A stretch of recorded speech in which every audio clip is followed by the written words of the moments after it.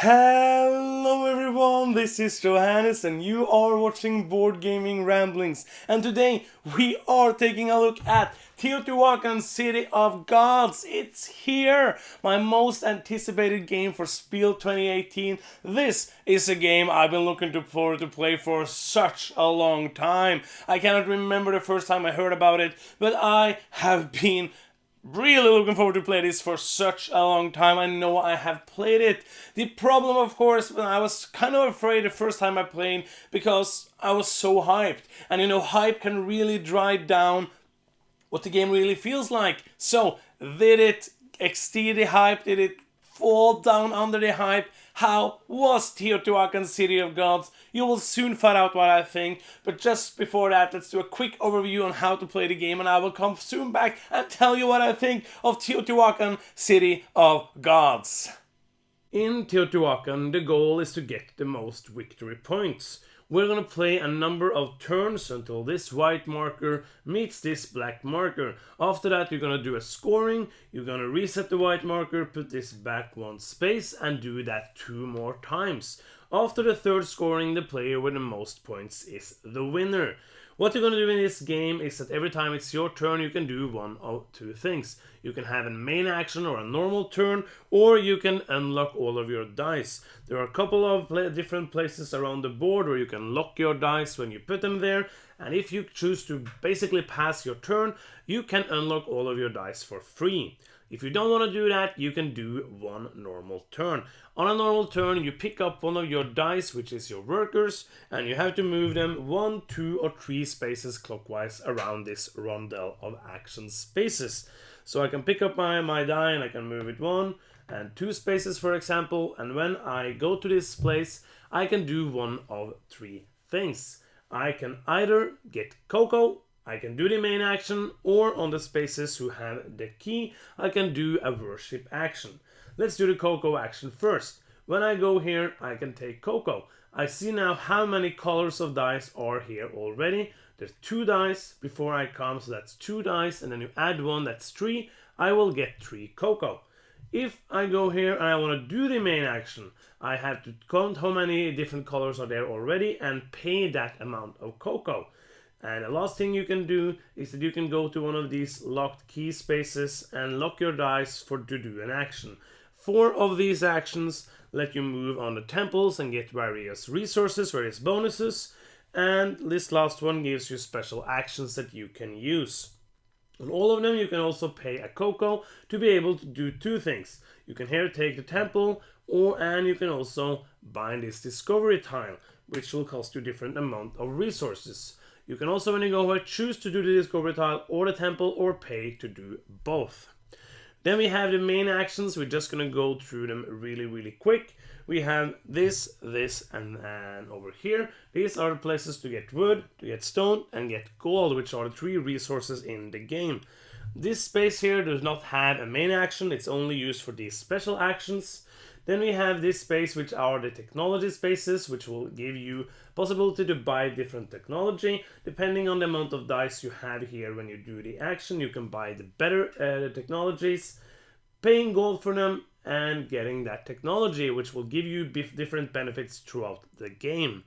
Then we have this space over here where you can build decorations for 3 gold each. If you have more dice here, you will get a discount of 1 or 2 gold. And you will take this decoration and put it on the board, and if you match some of the symbols, you will get bonus points, and you will also, if you match the symbols with a colored symbol, you will also move on that temple. Then you will get 3 points. Over here you have the construction of the pyramid. Depending on the number of dice you have here, you can build an amount of pyramid pieces, 1, 2, or 3. The different costs depend on which level you want to build the pyramid on, and also the different amount of points you will get for each level you build. It's the same thing out here. If I match symbols, I will get points, and if I match with a colored symbol, I will move on the temple. Also, every time you move a piece of the pyramid, and every time you build a technology, you will move on this pyramid track. The last action is over here, where you will build buildings. You will go here, and depending on the number of dice you have, you can build better buildings to get better points. You will take the next building from this building row, put it over here, and score that amount of points. After that, you will go 1 step up on this track. After all players have a turn, this will go forward and you will continue playing. There's another way this can go forward, and that is by upgrading dice. Every time you do a main action, you will get the possibility to upgrade 1 or 2 dice, and you will upgrade them by giving them more pips on them. If a die would ever go to 6, it will instead ascend and get reborn. So we'll go back to a 1, you will move up on the avenue of dead, you will move this 1 forward, and you will get a bonus, which are different positive things that will help you during the game. When this reaches this, you will play 1 more round after that, and then there's scoring. First you'll have to pay cocoa for your dice. You pay 1 cocoa for a die of a value 1, 2 and 3, and 2 cocoa for a value die of 4 and 5. And after that we score. The first thing you will score is the pyramid track. The player who's the farthest ahead will get a bonus of 4 points, and then you will get 4 points to first scoring, then 3 and then 2 for each step you have taken on this track, and then you will reset the track. After that you will score the avenue of the dead. You will multiply the number of steps you walked by the number that is on the least covered space, uncovered space of course, and you will score that amount of points, and this does not reset. Then you have a lot of these masks you can collect, and you will make sets of different masks and score points depending on how many different masks you have. After that you will start another round, and after 3 rounds the player with the most points is the winner of Teotihuacan City of Gods. And that is a short overview on how to play the game. There are more to the rules, but I'm trying to do a shorter overview now just to make it understanding again, because I know most people don't really watch the rules explanation. If you want a full rules explanation, go and check out Heavy Cardboard's playthrough video, because it's really good, and Edward is a really great teacher of games. So let's get to the meat of this review, what I think about this game that's been hyped for so long. Let's start out with the artwork and the components. When I've seen pictures of this board, it's a huge board. When I see pictures of it, I thought it kind of looked kind of bland. If you have also been thinking that, wait till you see the actual board in front of you. Because when I took out this board, I was like, oh wow, it's actually beautiful. It's a great looking board. And all the components are what you want them to be in a Euro game. If you don't like Euro games, you're probably not here at all, so you're probably not watching this, so I don't know why I'm even saying this. These components are really great, they do the job. They are components as they should be. The only kind of artwork here is the board, and that looks beautiful. It's clear to see the icons. It's just big enough so that everything is really easy to see wherever you're sitting across the table. Everything just so easy to read, everything makes sense. The first time I played I was like, oh, I should have had player aid, but then when we got into the game, everything is laid out, everything is really easy to see from the board. So I really love the artwork and the component, both from a visual standpoint and also from actual playability, which is for me almost more important, but it really looks nice, and I love the artwork and components. Let's get to the thing that I really want to talk about, which is gameplay. If you already haven't understood from my demeanor in this video, this game is great. This game is amazing. As I said in the beginning, I was kind of scared when I sat down to play the first time, because you know when you had these feelings in your head, you've seen some videos, you've seen some stuff, and you really want this game to be good. We love Salkin, even though I'm really horrible at it. And this game from the same designer, kind of the same theme, with a rondel, with its workers leveling up, so much stuff that piqued my interest. And man, this game is good. This game is so fun. Like, if you've seen my videos before, you know I just want fun. I want the feeling of love inside of me. I want the feeling that my brain just melts and everything, and I just feel the enjoyment of life inside when I play games. And this game gave me that feeling. I fell in love with this game after the first couple of rounds. Like, when you start playing it, it feels kind of overwhelming, it feels kind of a lot of stuff happening, but then when you, after the first couple of rounds, you're going to be like, okay, I'm going to try to go here and do this action. After you've done a couple of actions, you're going to be like, okay, now I have these resources, I can try to do this and this, and it just starts flowing, and the game flows really well. That's one of the points I really love about this game. It flows so fast, and it's just fun. So let's talk about a couple of things that I really like about the game. I love the workers that you upgrade. I love that you have these 3 different workers, even though you only use one of them each turn. So you can try to place them in different regions to be able to do the actions you want to combo, or you can try to place them at the same place. So you can go there, do an action once, and then maybe you come later with another dude and do the action better. And if you're even getting your third or you have 4 dudes, you don't get to do that fourth action there, but you have 3 dudes there and you can do that big action and getting combos out that. That is really fun. It's fun to look at the board. There's different ways to set up the board so that the different locations are different places every time you play, and look at the board and try to find some loopholes, try to find some combos, because this game is all about maximizing the actions, maximizing the combinations of things you can do, and also trying to work a lot around what other players are doing. If it's something you really want to do and you want to go there and then there's like 3 other colors there and you don't really want to pay that cocoa because you don't have a plan in your strategy to get a lot of cocoa, and it just changes up a lot when you play. It's just really fun. My mind was just like, and this is a game, like some games I'm not really good at. This game I felt like I got a good grasp of. I won a couple of times I played and that felt good, even against Sunniva, because she usually wins, and it was really good to win against her at this game. It's just pure fun.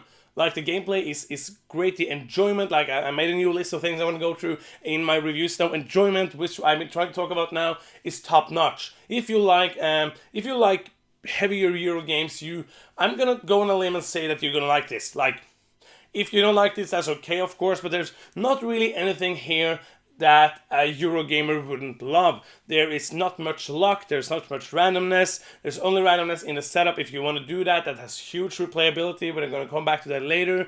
The combinations, getting the combos, trying to plan out your actions, doing these different tracks, a lot of different ways to go. You can go focusing on building the pyramid, you can go focusing on building houses and move on the Avenue of the Dead track, you can focus building the decorations. There's so many different strategies to go about here, and that really makes me happy to play this game. So ease of play is the next thing I want to talk about, and basically this game looks a lot heavier than it is. The rules is not too horrible to learn. Pretty much all the actions are kind of simple, and the first time you play, as I said, like the first couple of actions is going to be like no idea what's going on, but after that you are going to get to understand the game, and the game flows like this.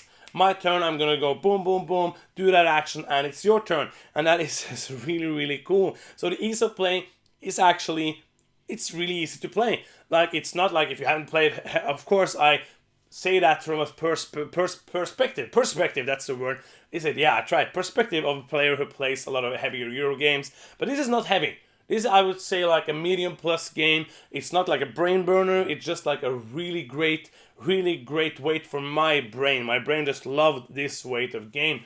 Just clocking around, clockwork, but not like, not much AP. And that makes going to the next point, which is playtime. This game is quick. The box says 90 to 120 minutes, and most time boxes like that say something and then you have to add on a lot of time. In this game, I would actually say that you can subtract kind of from that time, especially if you're not playing with huge AP players. Sunniva is usually the one that has most AP in my group, with a couple of other ones, and even she really didn't have a lot of AP in this game. Really, I can't really find a moment where anyone had AP. Somebody had to sit and think for like a minute, but not more than that in this turn. So the game flows really well. We played it only 2 and 3 players. So we played it at 1 hour 15 minutes and 1 hour 30 minutes. That's the different time plays. I mean, I even played it 1 hour 15 minutes with 3 players. So it is a really quick game, and you get so much meat out of that amount of time. So player count, I played with 2 and 3 players. I haven't gotten around to play 4, and most times in these kind of games I would say that the 4th player just adds more time, and I don't really feel like I need to play it. But in a quick game as this, I would have no problem playing it 2, 3 and 4.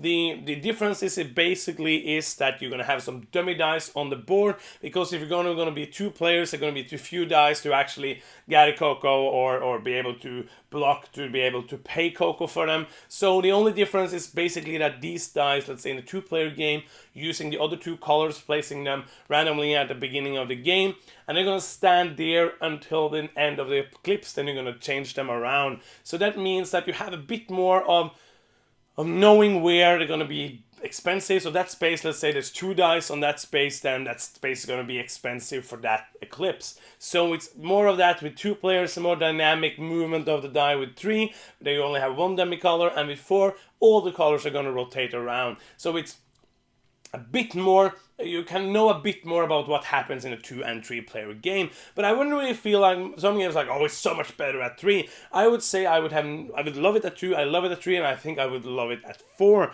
That's player count. So replayability, it's through the roof.